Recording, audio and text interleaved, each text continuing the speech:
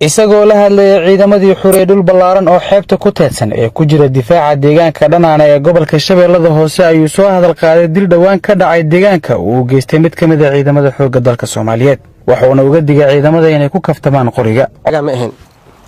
ha ku taagin walaalka qori hana kula kaftamin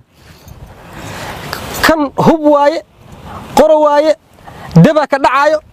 cadawga loogu talagal in loo adeegsada qofkaana waa walaalka ina kaashato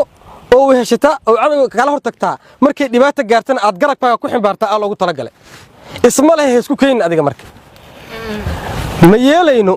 mana qaadanayno in uu qof walaalkiis gacantiisa ku dila kadibna oo la dhaha waa la cayaarayo waa la kaftamay inuu dhaha ogaada qofkii dab ku kaftama daba lagu kaftama asagana warkaas ma cadiya mas'uuliyiinta maxkamadda ayaa sidoo kale ballan qaaday inay jiri doonto maxkamad ku helin doonto fadhiyada ciidamada sidoo kalena qaadi doonto dambiyada ay galaan kuwa isku ekaysiya ciidamada ee dhaca ka geysta gobolka taasi oo meesha ka saaraysa in waqtiga dadaal ay ku bixiso dawladda sidii Muqdisho loogu maxkamadeyn lahaa waa kan gudoomiyaha maxkamadda darajada koowaad ciidamada qalabka sida gaashaanle sare Xasan Cali Nuur Shuute oo arrimahaasi ka hadlaya sameeynayna annaga maxkamad ahaan waxaan ballan qaadaynaa dadka dambiyada noocaas gal oo lagu soo qabto iyagoo isbaaro gobolkan dhiganayo in ay ciqaabta ay mudahiin ku mutaan goobta lagu qabto oo aanan magaalada Muqdisho loo qaadin oo halkan lagu maxkamadeeyo oo halkan ay shaqadiisa ku dhamaato oo aanan la wareerino dawladda uu shidaal ibisiin ka bixin halkaas loo rarinba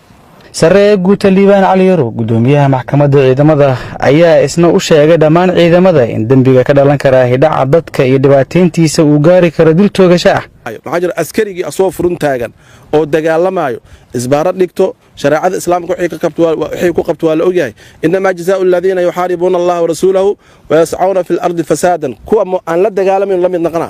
asoo xukunkiisu wuxuu naqana in la toogto naqana intii ay joogeen ayay sidoo kale mas'uuliyiinta soo hadal qaadeen amar diidada ciidamada dhexdooda ah fasax aan ka warheynin taliyaha ururka waxa uu faray inaysan ka soo bixin fariisimaha iyagoo aan fasax ka haysan talisadooda sidoo kalena ogeysiin xeer ilaalinta ciidamada qalabka sida Cabduqaadir Ciise warbaahinta qaranka magaalada Muqdisho.